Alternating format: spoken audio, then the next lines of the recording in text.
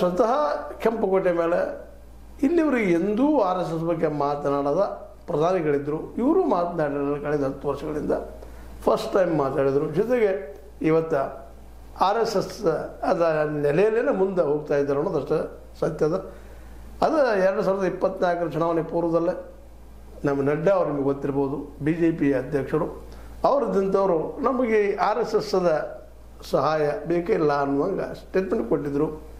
ಅದಕ್ಕೆ ಪ್ರತಿಕ್ರಿಯೆಯಾಗಿ 2024ರಲ್ಲಿ R S S ಈ ಒಂದು ಲೋಕಸಭಾ ಚುನಾವಣೆಯಲ್ಲೇ ಸ್ವಲ್ಪ ಬದಿಗೆ ಸರೋದಕ್ಕಾಗಿ ಇವತ್ತು NDA ಸರ್ಕಾರ ಆಗಬೇಕಾಯಿತು. ಅಂದ್ರೆ ಅಷ್ಟರ ಮಟ್ಟಿಗೆ ಈ ಆರ್ ಎಸ್ ಎಸ್ ಬಿ ಜೆ ಪಿಯನ್ನು ಬದುಕಿಸಲಿಕ್ಕೆ, ಬೆಳೆಸಲಿಕ್ಕೆ, ಎತ್ತರಕ್ಕೆ ಒಯ್ಯೋದಕ್ಕೆ ಕಾರಣೀಭೂತರು ಅಂತ ಅನ್ನೋದು ಇದನ್ನು ಸ್ಪಷ್ಟ ಆಗಿ ತೋರುವಂಥದ್ದು ಇವತ್ತು NDA ಆಗ್ಯದ.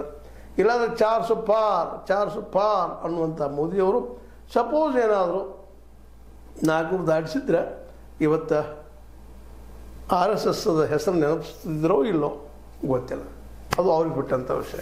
ಆದರೆ ಇಷ್ಟು ಮಾತ್ರ ಸತ್ತಿತ್ತು, ಸಂವಿಧಾನಕ್ಕೆ ಮೊದಲು ಆಪತ್ತು ಇತ್ತು ಅಂತೇಳಿ ಭಾಳಷ್ಟು ತಜ್ಞರು ಮಾತಾಡ್ತಾ ಇದ್ದಾರೆ.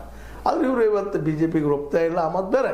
ಆದರೆ ಹಿಡನ್ ಅಜೆಂಡಾ ಏನೈತಪ್ಪ ಅಂತಂದ್ರೆ ಈ ಒಂದು ವೇಳೆ 400 ದಾಟಿ ಹೋಗಿದ್ರೆ ಇವತ್ತು ಸಂವಿಧಾನ ಬದಲಾಗ್ತಿತ್ತು.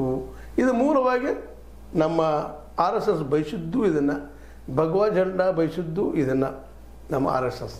ಏನೋ ಆಗಲಿ ಇವತ್ತು ಆರ್ ಎಸ್ ಎಸ್ ಉಳಿದದ, ಬೆಳೆದದ, ಅಧಿಕಾರದ ಮಹಿಮೆಯನ್ನು ನೋಡದ.